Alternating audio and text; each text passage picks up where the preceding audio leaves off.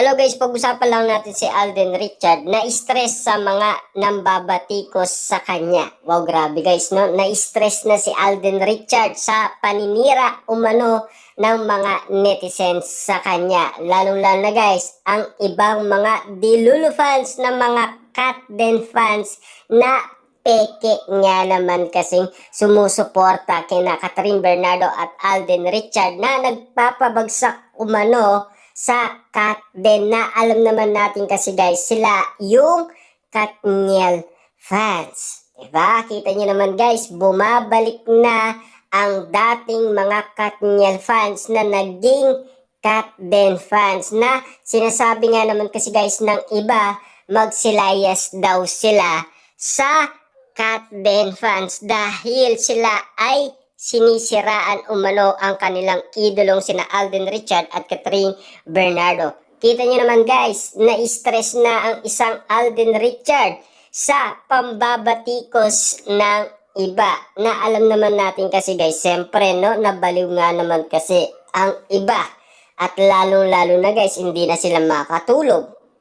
At lalong-lalo na kasi guys, siyempre tinamaan sila ng kilig na talagang todo nga naman silang sumuporta kina Catherine Bernardo at Alden Richard. Kaso nga lang kasi guys, no, sa napapabalitaan natin na issue, say nga ni Ray, hindi basta-basta na yayanig si Alden Richard na ganun lang. Say naman ni Dondon, nag-uumapaw ang blessing kay Alden dahil sa kanyang business schedule. Yan kasi guys ang inala nila. Na alam naman natin guys, no, hindi basta-basta papatol si Alden Richard sa mga ibang tao. Lalong-lalo na guys kung sinisiraan si Alden Richard talaga ay umaapaw na ang kanyang mga blessing na natatanggap umano.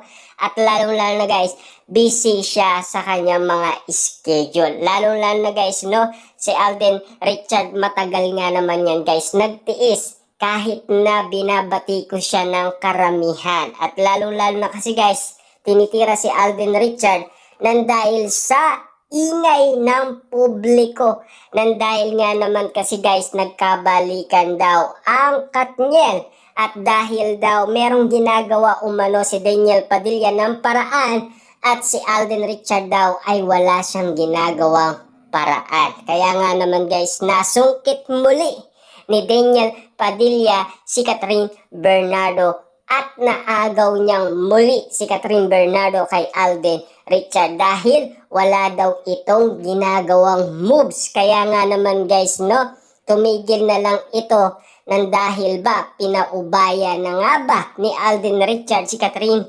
Bernardo sa dating ex-boyfriend ni Catherine Bernardo na si Daniel Padilla. Kita nyo naman guys ang mga issue, diba?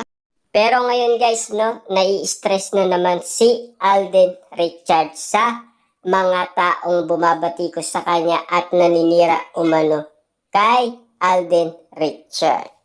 Hindi na ba guys makaya ni Alden Richard ang mga pambabatikos ng mga netizens at ng mga Dilulu fans na dating Katniel fans at naging Katden fans na ngayon bumalik sa Katniel fans na ngayon ay sinisiraan na ang Katden. Kita nyo naman guys, no? Alam ba nila ang isyong mangyayari? Kaya nga naman guys, talagang tinitira umano sina Alden Richard at Catherine Bernardo para masira nga naman sila at para nga naman guys kumilos si Daniel Padilla para masungkit muli si Catherine Bernardo. Ganun ba guys, 'di ba? At lalong-lalo na guys, kung maina nga naman kasi ang utak ni Catherine Bernardo, wala tayong magagawa diyan. Tanging si Catherine Bernardo lang ang pwede nga naman kasing magdesisyon para sa sarili niya, 'di ba? Na sana wag siyang maging marupok at wag siya basta-basta magtitiwala kay Daniel Padilla. Alam naman natin guys, nasaktan na siya, 'di ba? Ng ilang beses. Na alam naman natin guys, no, hindi madaling patawarin ng pamilyang Bernardo si Daniel Padilla dahil sa lahat ng ginawa niya. Lalo-lalo na guys, si Kate Bernardo na kapatid ni Catherine Bernardo, hindi niya basta-basta patatawarin yan guys, 'di ba? Alam naman natin guys, meron pa yan mga inanakit, lalong-lalo na guys, ang mga tito ni Catherine Bernardo. Ganun ba kabilis ang mga usapin ngayon guys sa social media? Napakabilis naman guys ng pangyayari na talagang nagkikita nga ba talaga guys sina Catherine Bernardo at Daniel Padilla ng Paliem na talagang pinag-uusapan na nagkaayos na at sila na daw at nagkabalikan na. Grabe nga naman kasi guys ang mga issue, 'di ba? Nagtahimik lang guys ang Katde. Ganito na ang mga issue, 'di ba? Parang promotion nga naman kasi guys ang nangyayari.